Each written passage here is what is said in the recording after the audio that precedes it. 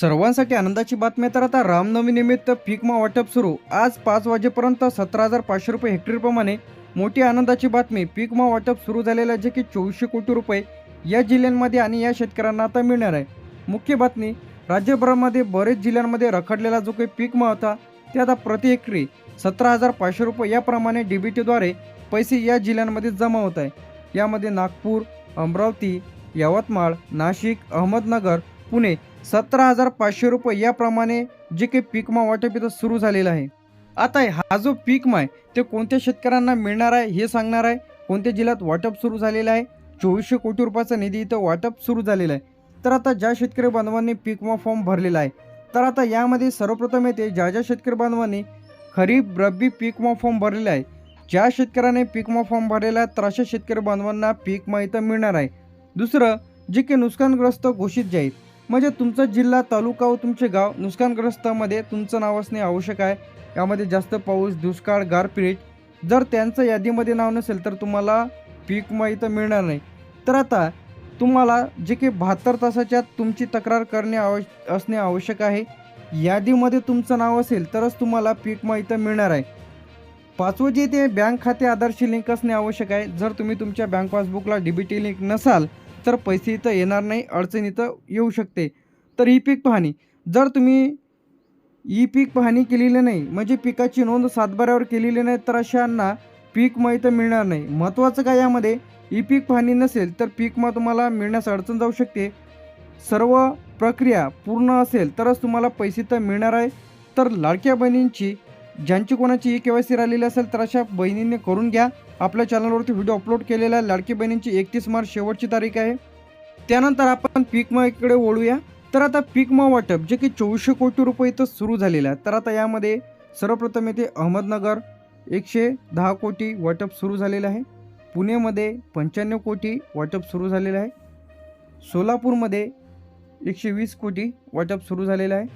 साताऱ्यामध्ये 85 कोटी वाटप सुरू झालेलं आहे। सांगलीमध्ये 80 कोटी रुपये आलेले आहे, वाटप सुरू झालेलं आहे।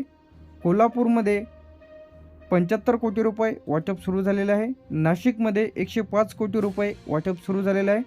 धुळेमध्ये 70 कोटी रुपये वाटप सुरू झालेलं आहे। जळगावमध्ये 115 कोटी रुपये वाटप इथं सुरू झालेलं आहे। जळगावपर्यंत आपण बघितलेलं आहे। यानंतर इथे आपलं छत्रपती संभाजीनगरमध्ये ते 90 कोटी रुपये वाटप सुरू झालेलं आहे। जालन्यामध्ये 85 कोटी रुपये वाटप सुरू झालेलं आहे। यानंतर इथे आपलं बीडमध्ये इथे आपलं 110 कोटी रुपये वाटप इथं सुरू झालेलं आहे। धाराशिवमध्ये 95 कोटी रुपये वाटप सुरू झालेलं आहे। लातूरमध्ये 100 कोटी रुपये वाटप सुरू झालेलं आहे। परभणीमध्ये 90 कोटी रुपये वाटप सुरू झालेलं आहे। नांदेडमध्ये 105 कोटी रुपये वाटप सुरू झालेलं आहे। हिंगोलीमध्ये 60 कोटी रुपये वाटप सुरू झालेलं आहे। अकोल्यामध्ये 75 कोटी रुपये वाटप सुरू झालेलं आहे। अमरावतीमध्ये 95 कोटी रुपये वाटप इथं सुरू झालेलं आहे। बुलढाण्यामध्ये 85 कोटी, यवतमाळमध्ये 110 कोटी, वाशिममध्ये 65 कोटी, नागपूरमध्ये 80 कोटी। तर या संपूर्ण जिल्ह्यांमध्ये पीक विमा वाटप इथं सुरू झालेलं आहे। यानंतर इथे आपलं वर्धामध्ये 60 कोटी रुपये, यानंतर भंडारामध्ये 55 कोटी रुपये, गोंदियामध्ये 50 कोटी रुपये। यानंतर पेंडिंग जे काही जिल्हे आहेत तर या जिल्ह्यांमध्ये टाईम लागणार आहे। पेंडिंग जिल्हे यामध्ये आहे मुंबई शहरमध्ये 40 कोटी, मुंबई उपनगरमध्ये 45 कोटी, ठाणेमध्ये 70 कोटी, पालघरमध्ये 65 कोटी, रायगडमध्ये 60 कोटी, रत्नागिरीमध्ये 55 कोटी, सिंधुदुर्गमध्ये 50 कोटी, चंद्रपूरमध्ये 80 कोटी, गडचिरोलीमध्ये 75 कोटी। तर रामनवमीनिमित्त पीक विमा वाटप सुरू। नंदुरबारमध्ये 70 कोटी। आता हे जे काही संपूर्ण जिल्हे आपण बघितलेले आहे, मुंबई शहर, मुंबई उपनगर, ठाणे, पालघर, रायगड, रत्नागिरी, चंद्रपूर, गडचिरोली, नंदुरबार हे जिल्हे काय पेंडिंग जिल्हे आहेत, तर या जिल्ह्यात टाईम लागणार आहे। तर आता रामनवमी स्पेशल जे की आता 2400 कोटी रुपये रामनवमीनिमित्त पीक विमा वाटप इथं सुरू। शेतकऱ्यांसाठी खुशखबर, आता यामध्ये कोणाला पीक विमा मिळणार नाही। आता ज्या शेतकरी बांधवांनी पीक विमा फॉर्म भरलेला नाही, म्हणजे पीक विमा फॉर्म भरलेला आहे परंतु त्याचं पेमेंट केलेलं नाही, अर्ज नोंदणी चुकीची आहे, म्हणजे तुमची अर्जांमध्ये काही त्रुटी आहे, त्याचप्रमाणे सातबाऱ्यावर पिकाची नोंद नाही, म्हणजे ज्या शेतकरी बांधवांनी ई पीक पाहणी केलेली नाही तर अशा शेतकरी बांधवांना देखील पीक विमा इथं येणार नाही। आता नुकसान झालेले सिद्ध नाही, आता तुमच्या शेतांमधील जे काही नुकसान झालेलं आहे, परंतु याचा तुम्ही क्लेम केलेला नाही, पंचनामे तुमच्या शेतातील झालेले नाही, तर अशा शेतकरी बांधवांना पीक विमा इथं मिळणार नाही.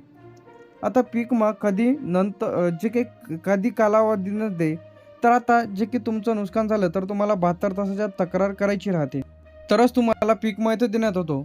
बरेच जणांचं DBT चुकीचं आहे, IFSC कोड बरोबर नाही, DBT लिंक नाही, आधार लिंक नाही, तर त्यामुळे पैसे तर येणार नाही.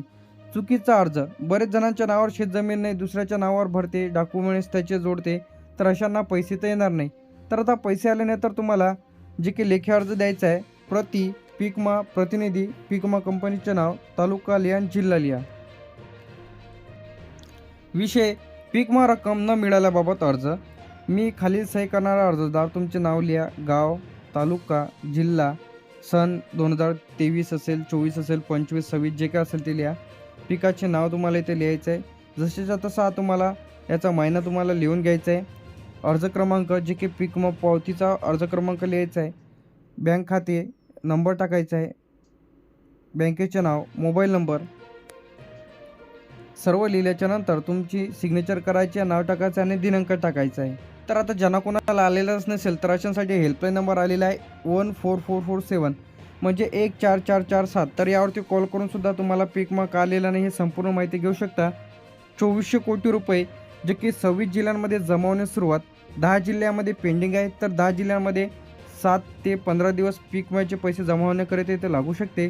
तर आता शेतकऱ्यांना फायदा होणारा ज्या शेतकरी बांधवांनी पीक विमा फॉर्म भरलेला आहे, ज्यांचे पंचनामे झालेले आहे, सातबारावर पिकाची नोंद आहे, तर अशा शेतकरी बांधवांना पीक विमा इथं जमा होत आहे, जे की रामनवमी निमित्त लगेच तपासा तुमच्या खात्यामध्ये पीक विमा जमा झाला की